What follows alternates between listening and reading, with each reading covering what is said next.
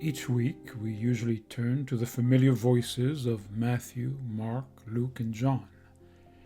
But today we are listening to another witness to the words of Christ, the Gospel of Thomas. This text, discovered in the desert of Egypt in 1945, has become one of the most significant finds of early Christian literature. What makes Thomas extraordinary is that nearly 2/3 of its 114 sayings echo teachings already found in the four Gospels, though here they are presented in a more concentrated form. There are no stories, no miracles, no surrounding narratives, only the raw sayings of Jesus, unadorned and direct. We are hearing Christ's words distilled, like pure drops of wisdom from a higher source. Many scholars believe that Thomas may even preserve material from the earliest oral tradition of Jesus' teaching, the very stream from which Matthew and Luke drew, what we now call the sayings source, or Q. If this is so, Thomas is not a stranger to our biblical legacy, but a forgotten companion, echoing the same divine voice that shaped the Gospels we know. And yet Thomas also speaks in a way that feels timeless and universal. It's a language of light, of vigilance, of awakening, addresses not only the Christian heart, but the searching soul in every age. It invites us beyond the familiar structures of mainstream religion into the deeper transformation of the inner life. These reflections, then, are not meant as curiosities or substitutes, but as complements to the gospel witness, windows into the same kingdom, spoken in words that still burn with power. But for those who can receive them, the sayings of Thomas offer a call to awakening, a light for the soul, and a direct encounter with the wisdom of Christ.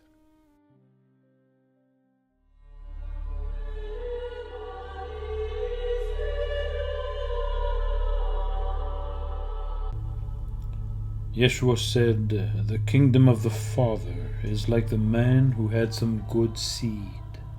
His enemy came at night and sowed weeds among the good seed. The man would not allow them to pull up the weeds, saying, 'I fear you might pull up the wheat as well.' Indeed, at harvest time, the weeds will be conspicuous. They will be pulled up and burned." We find this famous saying in Matthew 13 with slight adjustments. Here we have, "His enemy came at night." In Matthew we have, "while everyone was sleeping." Now that is an interesting differentiation. We can say it is the same thing. Enemy came at night, and we can assume everyone is sleeping at night. But to say it clear, while everyone was sleeping, cannot but take us into a realm of metaphysical spiritual teaching rather than narrative, literally understood. Especially when the one telling this parable is the one who says, "Wake, do not sleep. Watch." So we have enemy, we have sleep, not paying attention. We have a dynamic setup that creates the situation of good and bad seed, wheat, weeds. This is none other than the human condition. This is none other than our internal reality,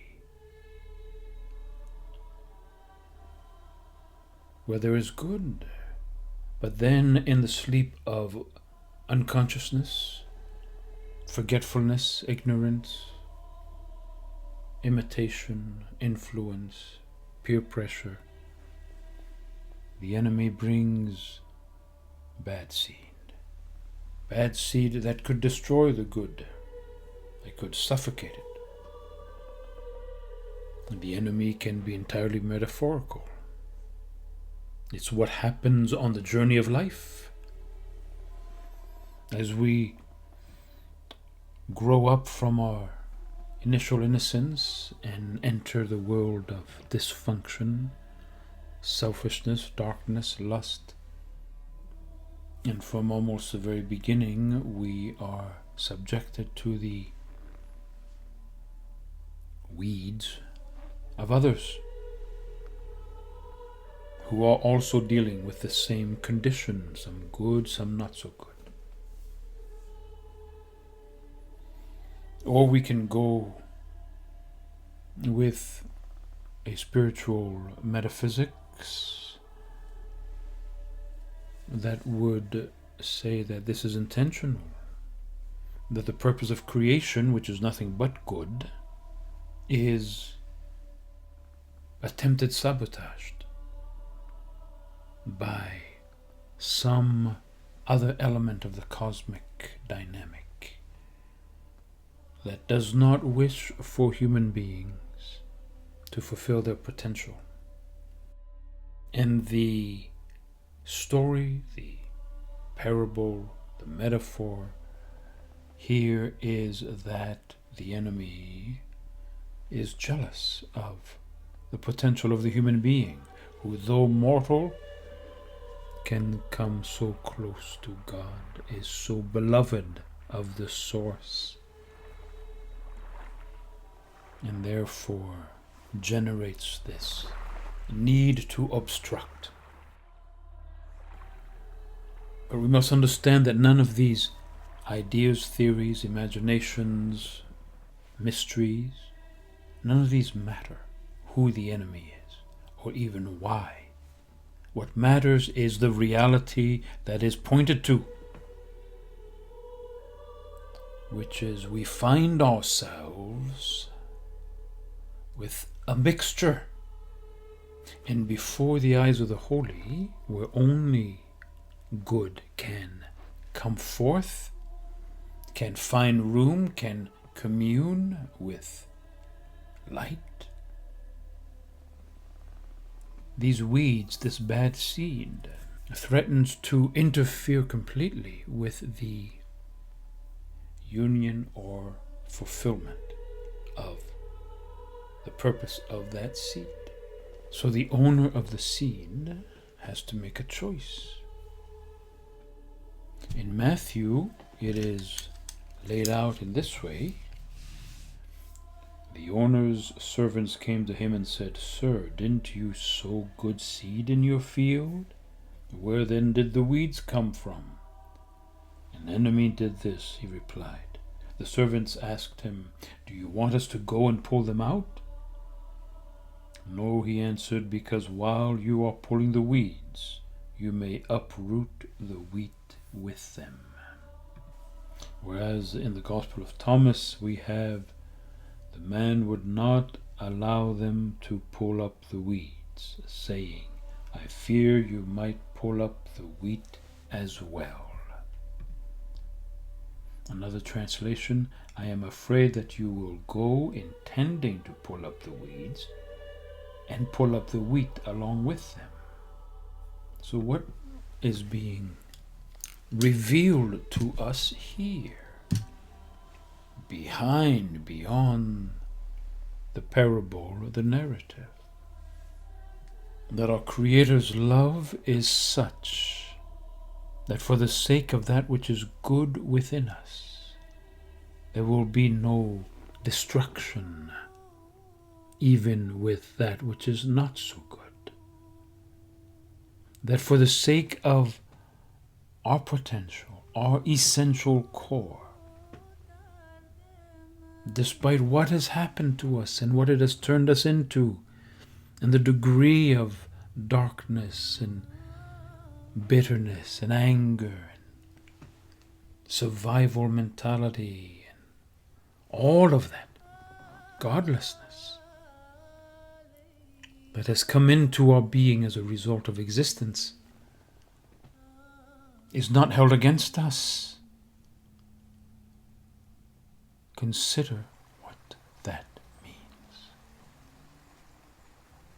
Your most painful places, the places of shame, the places of rage, the places of unforgiveness, the places of unhealing wounds, psychic wounds. In these words you are freed from guilt for that part of your nature, for that part of your sense of self. The focus of the Holy One is on the good within you, not the weeds. And you are not even held responsible for the weeds. The enemy has done this when no one was paying attention, when all were asleep. In the human condition of unconsciousness and forgetfulness comes all sorts of weeds, whose capacity and purpose is indeed to inhibit, if not destroy, the good. But for the sake of the good, even if it is only a few leftover grains,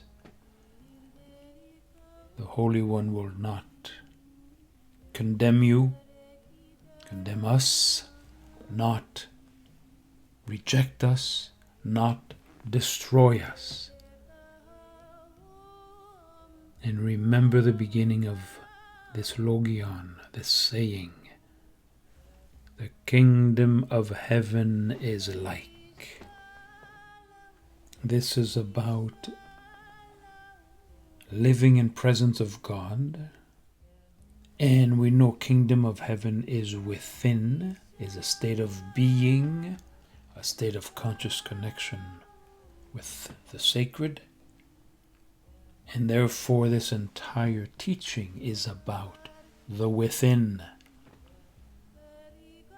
It is not about the afterlife and the day of judgment, even though every century in history has depicted it as such, has carved it in stone above the doors of European cathedrals, separating the wheat from the tares at the day of judgment. But that is not what this is teaching. That is a one-dimensional, literalistic interpretation, which has its value and its place, certainly. But because this is living, holy teaching, it is about right now. It is about the palpitating heart of this moment, this time of your life. It is intimate to our condition now, to our psychic health, to our understanding, to our redemption. Because to let go of guilt, of fear, of shame, of regret is redemption, is healing, is salvation, is becoming the good that is there. And leaving aside, letting go of all the weeds that accumulated. And yes, those dark elements, those dysfunctional pieces, those dead ends of behavior will go up in smoke, into non-being, as St. Augustine would say. Because they must, because that's what they are, because they come in the night and do not belong to this other level of being and consciousness called Kingdom of Heaven, this realm of light, of holiness, where there is no mixing of the lower and the higher, of the dark and the bright, of the heavy and the light. So what is he saying to us? Be patient with ourselves. Let go of the distress, the angst, the self-loathing, the sense of worthlessness, the dissatisfaction with who we think we are, where we are now, in this moment of our life. The day will come when they will be separated. That is when you will be free of all that. That day comes when one rises up into being who one truly is. And that is a day to be known in this lifetime. Certainly it will be that day in eternity.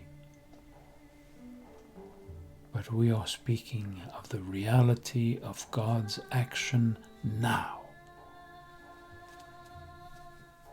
so that we may live in that joy of the Master, in that glorious freedom, in that liberation.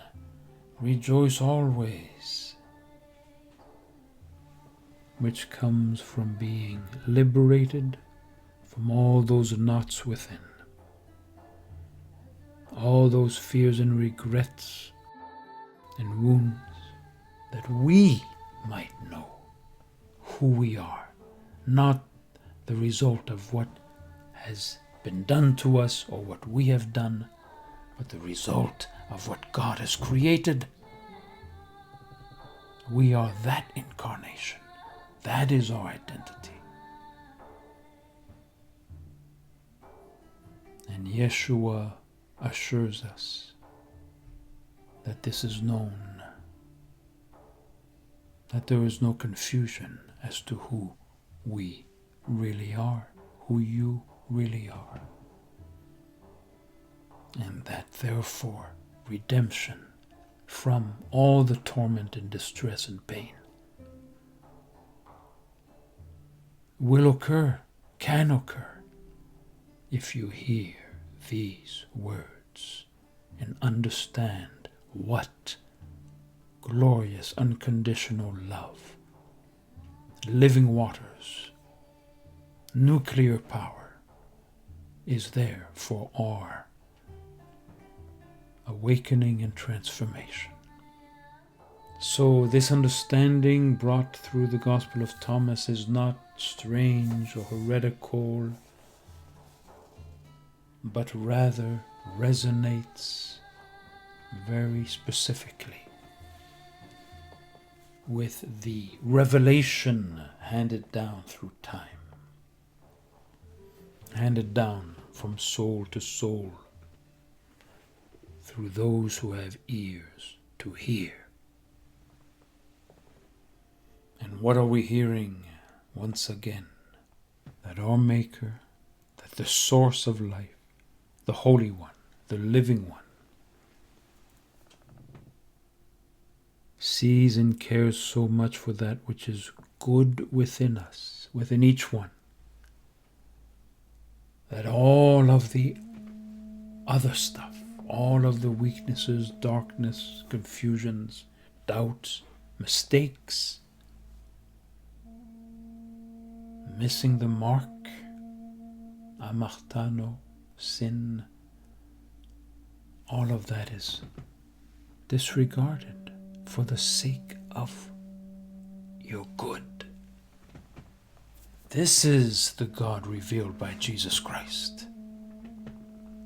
This is Yeshua's Abba, his sublime, unique revelation to humanity. Let go of the distress of those weeds within, however they have gotten there, whatever circumstances, whatever wounds have been inflicted, whatever errors of judgment, whatever dispositions going the wrong way. And recognize for a moment that the Holy One sees, knows, values, loves that good seed, even if it is one seed left at the bottom of the shaft. On the threshing floor, you are that good seed. You are not the weeds. And when all is said and done, that purification will come, that separation that must be done, so that none of the dross of the dark side of existence comes with us into that other dimension, not merely after this life, but here and now, in our encounter, in our communion with the Beloved. We love him because he first loved us. We are known for who we truly are. Not for the actions, not for the wrong thinking, not for the selfish behaviors.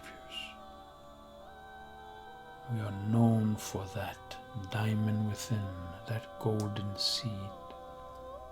That is the holy seed, always there, which we lose sight of, which no one recognizes but the Holy One.